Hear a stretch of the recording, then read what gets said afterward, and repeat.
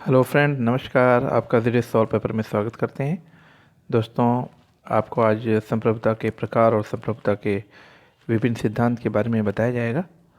तो आगे बढ़ने से पहले जो फ्रेंड्स मेरे चैनल को सब्सक्राइब नहीं किए हैं वो प्लीज़ सब्सक्राइब कर लें, और वीडियो अगर पसंद आता है तो लाइक और शेयर करें। तो ठीक है, आइए देखते हैं।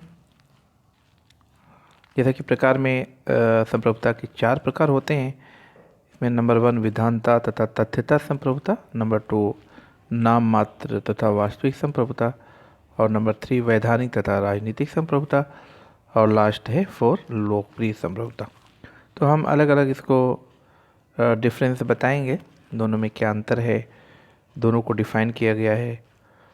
तो आइए शुरू करते हैं। नंबर 1 विधानता तथा तथ्यता संप्रभुता। तथ्यता को इंग्लिश में डी फैक्टो कहते हैं, और यहाँ विधानता होना चाहिए, विधानता लिखा है।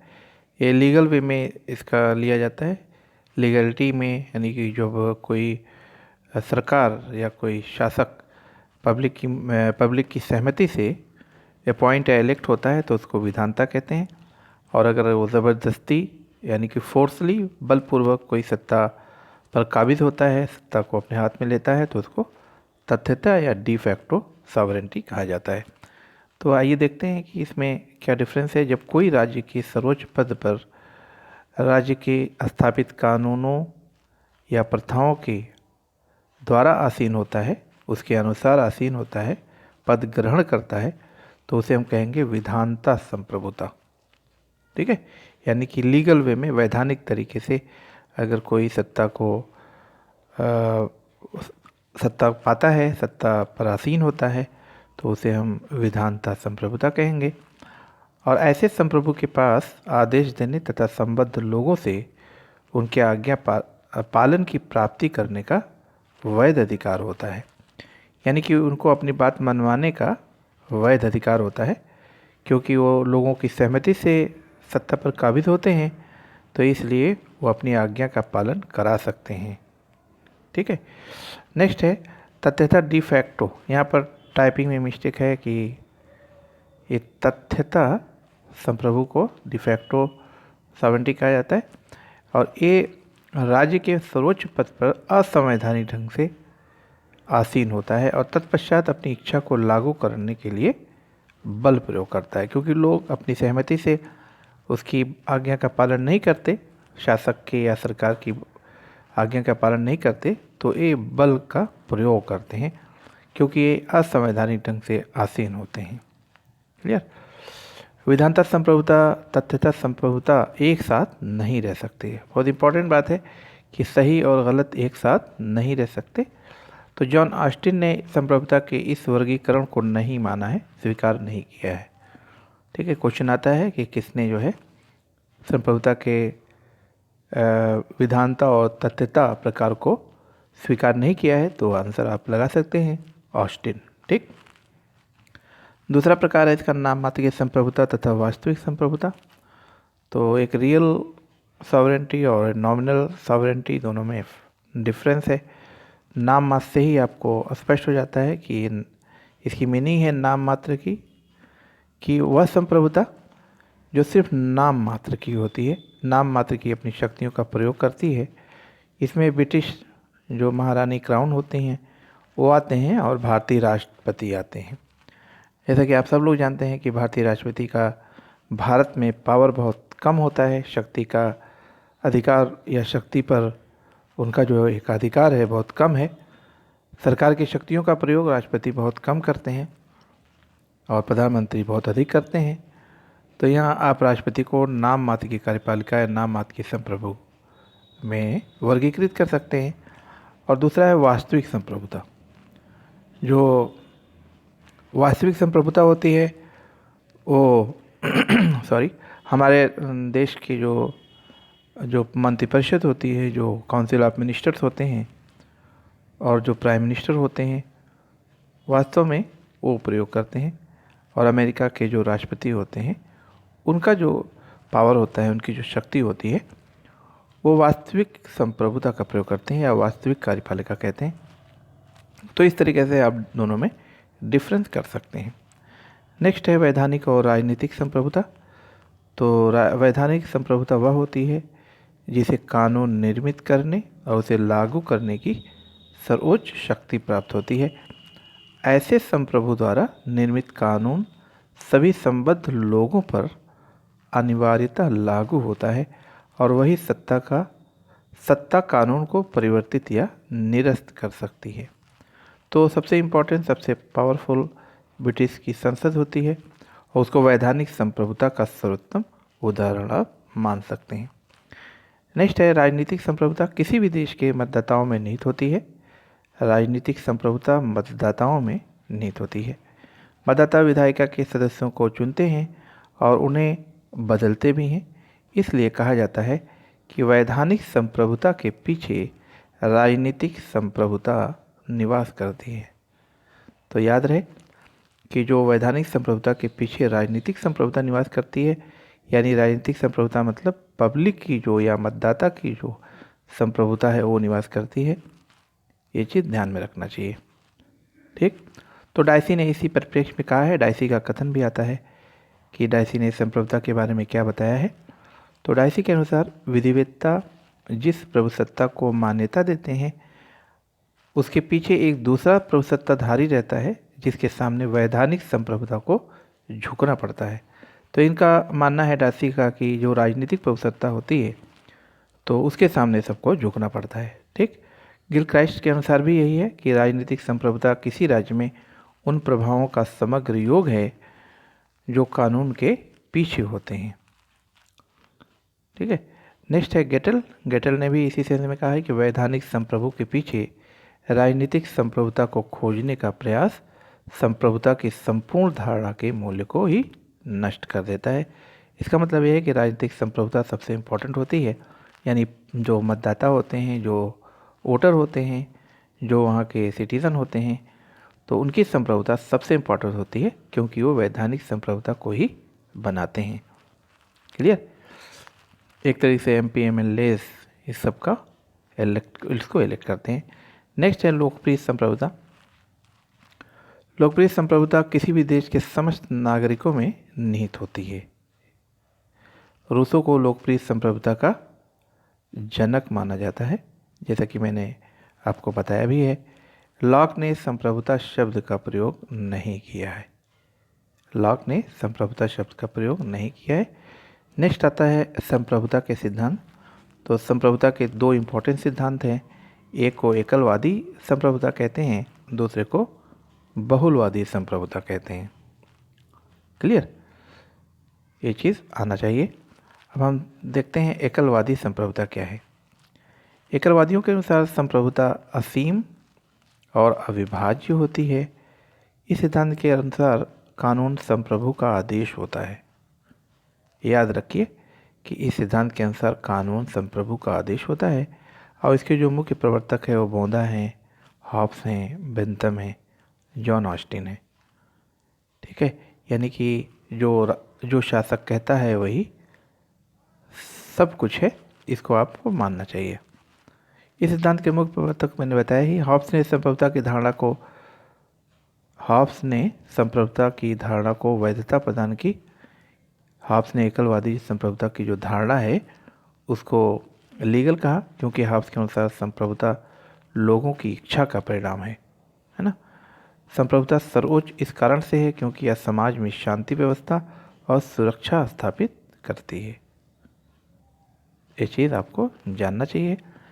और एकलवादियों के अनुसार राज्य एकमात्र ऐसी संस्था है जो समाज के लिए कानून बनाती है, अतः कानूनी दृष्टि से संप्रभुता से राज्य की सत्ता अनन्य, असीम और सर्वोच्च होती है। ठीक, इसके जो वर्ड्स हैं सब इम्पोर्टेंट हैं। जॉन ऑस्टिन ने कानूनी संप्रभुता के सिद्धांत का पूर्ण विकास किया। ठीक है, और इससे रिलेटेड मैं आपको जो है क्वेश्चन सॉल्व कराऊंगा। तो जितने भी टॉपिक में या जो भी वीडियो दे रहा हूँ कॉन्सेप्चुअल, जो राजनीतिक सिद्धांत की अवधारणा से संबंधित है और एग्ज़ाम में जो आपके क्वेश्चन आते हैं वो सब की मैं प्रैक्टिस अलग से सॉल्व कराऊंगा। तो आप सब लोग का जो भी ज्ञान है उसमें अप्लाई होगा। आप लोग उसको एग्ज़ाम व्यू में, जैसे एग्ज़ाम में आप सॉल्व करते हैं वैसे ही सॉल्व करिएगा। ठीक है, मैं जल्दी इसको ला रहा हूँ। नेक्स्ट है, ऑस्टिन के अनुसार किसी भी कानून की 3 विशेषताएं होनी चाहिए। ऑस्टिन के अनुसार किसी भी कानून की 3 विशेषताएं होनी चाहिए। ऑस्टिन ने ये तो तीनों विशेषताएं बतलाई हैं, उसको ध्यान से आप देखिएगा कि 3 विशेषताओं में नंबर 1 है, इसका उद्भव किसी ऐसे स्रोत से होना चाहिए जो निर्णय करने में समर्थ हो, है ना, जो निर्णय करने में समर्थ हो। यानी संप्रभुता को 3 विशेषताएं या कानून को 3 विशेषताओं में इन्होंने बताया है। नंबर 1 कि कानून का ऐसा उद्भव होना चाहिए या ऐसे स्रोत से इसका उद्भव होना चाहिए कि जो निर्णय करने में समर्थ हो। यानी राजा ऐसा होना चाहिए, कानून ऐसा होना चाहिए जो निर्णय करने में समर्थ हो। इसमें किसी आदेश की अभिव्यक्ति होनी चाहिए, है ना, इसमें किसी आदेश की अभिव्यक्ति होनी चाहिए कि आदेश उसमें निहित होना चाहिए। तीसरा है, कानून का उल्लंघन होने की दशा में दंड का प्रावधान होना चाहिए, है ना, इसमें दंड का प्रावधान होना चाहिए। और नेक्स्ट है, कानून का उल्लंघन होने की दशा में दंड का प्रावधान तो बताया ही मैंने, ये 3 कंप्लीट है। आपको ये ऑस्टिन की कानून की 3 विशेषताओं में ये तीनों इम्पोर्टेंट है। नेक्स्ट है, ऑस्टिन ने संप्रभुता को परिभाषित करते हुए कहा, यदि कोई निश्चित मानवीय सत्ता अपनी जैसी किसी अन्य सत्ता की आज्ञा मानने में अभ्यस्त न हो, ठीक, बल्कि समाज के सर्वसाधारण उसकी आज्ञा मानने में अभ्यस्त हों, तो इस मानवीय सत्ता को उस समाज में प्रभुसत्ता कहेंगे और इस सत्ता समेत उस समाज को राजनीतिक और स्वाधीन समाज कहेंगे। ठीक है, ये चीज़ ध्यान देनी चाहिए। यानी कोई मानवीय सत्ता जो किसी की आज्ञा मानने में अभ्यस्त ना हो, यानी किसी और की बात ना मानते हो, आदती ना हो, बल्कि उसकी बात सब लोग मानते हों, तो उस व्यक्ति को या उस मानवीय सत्ता को हम प्रभुसत्ता कहेंगे और उस समाज को स्वाधीन और राजनीतिक समाज कहेंगे। ये ऑस्टिन की डिफिनीशन है सत्ता के लिए, ये इम्पोर्टेंट है, इसको आप जानिए। और जॉन ऑस्टिन ने जो संप्रभु की बात किया है, तो संप्रभु के अधिकार और कर्तव्य दोनों होते हैं। ठीक है, संप्रभु के अधिकार और कर्तव्य दोनों होते हैं। अब आप आलोचनाएं देख लीजिए।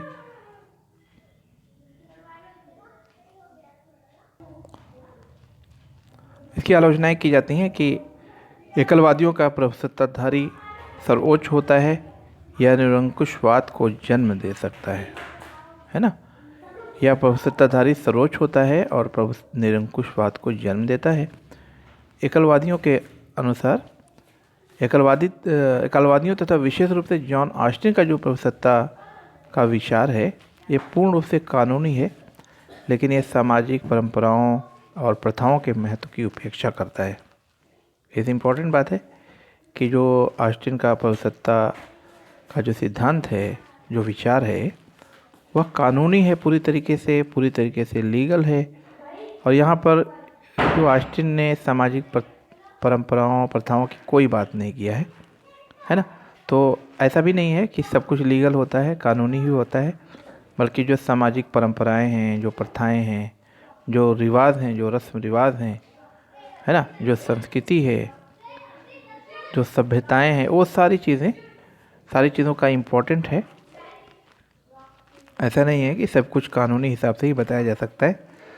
तो ऑस्टिन ने यहाँ पर उसकी उपेक्षा किया है।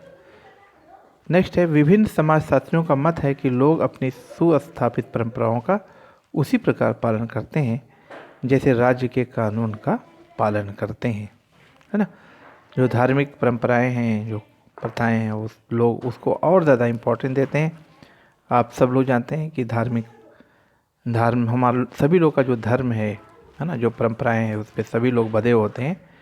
बल्कि कानून आ जाने पर ये अलग है कि लोग उसको ज़बरदस्ती थोपा हुआ महसूस करते हैं, लेकिन जो ट्रेडिशन है उसको लोग दिल से लगाते हैं, उसको हृदय से मानते हैं, है कि नहीं। आप ये भी कह सकते हैं कि जो भी कानून है, जो रस्म रिवाज हैं, उसी के आधार पर कानून बनता है ना। कानून तभी बनता है जो रस्म रिवाज धर्म कहता है, लेकिन ये है कि जब कानून बन जाता है तो लोग उसी को सब कुछ मानने लगते हैं। मैकाइवर ने इसी सेंस में कहा है कि जब प्रथा पर प्रहार होता है तब बदले में प्रथा कानून पर प्रहार करती है ना। इसका मतलब यह है कि जब प्रथा का नुकसान होता है, प्रथा के हिसाब से कोई कानून नहीं बनता, तो प्रथाएं कानून पर ही वार करती हैं। यानी कि सही कानून सही नहीं माना जाता, कानून को गलत माना जाता है। ऐसे कानून को गलत माना जाता है जो प्रथा को नुकसान पहुंचाए या प्रथा के फेवर में न हो।